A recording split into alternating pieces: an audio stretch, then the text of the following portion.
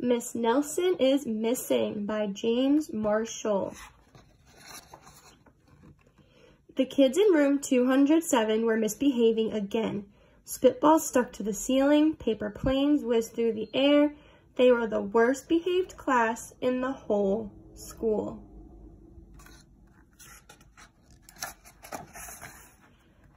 Now, settle down, said Miss Nelson in a sweet voice. But the class would not settle down. They whispered and giggled. They squirmed and made faces. They were even rude during story hour, and they always refused to do their lessons. Something will have to be done, said Miss Nelson. The next morning, Mrs. Nelson did not come to school.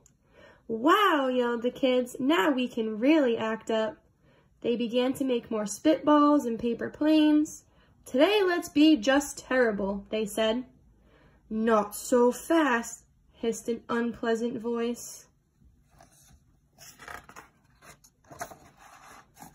A woman in an ugly black dress stood before them. I am your new teacher, Miss Viola Swamp. And she rapped the desk with her ruler. Where's Miss Nelson? Asked the kids. Never mind that, snapped Miss Swamp. Open those arithmetic books.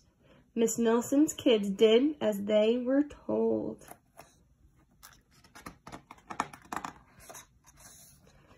They could see that Miss Swamp was a real witch. She meant business. Right away, she put them to work and she loaded them down with homework.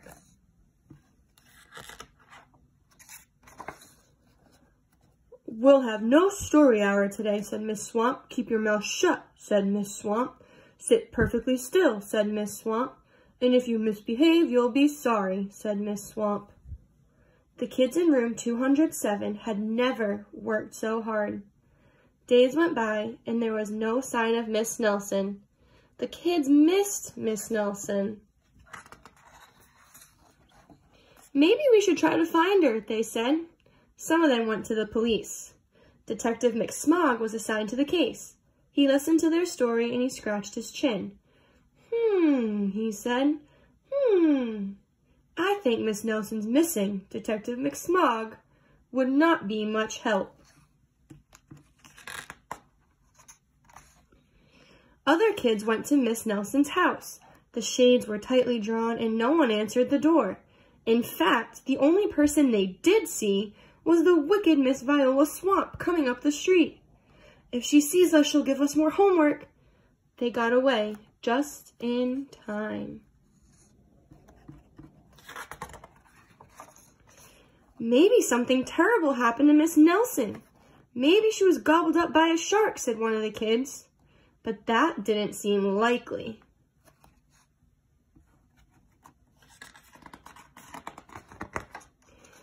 Maybe Miss Nelson went to Mars, said another kid, but that didn't seem likely either.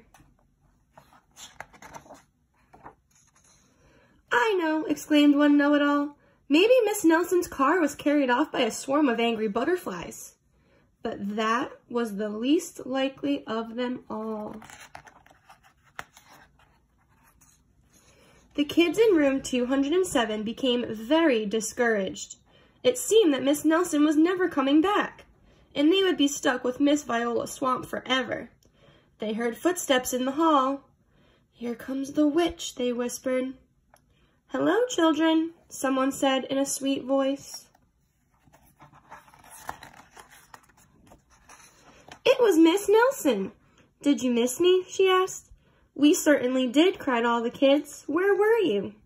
That's my little secret, said Miss Nelson. How about a story hour? Oh, yes, cried the kids. Miss Nelson noticed that during story hour, no one was rude or silly. What brought about this lovely change, she asked. That's our little secret, said the kids.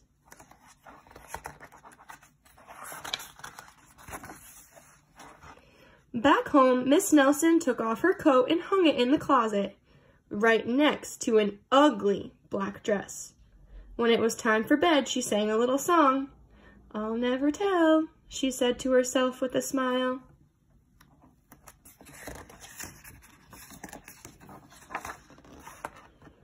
P.S. Detective McSmog is working on a new case. He is now looking for Miss Viola Swamp.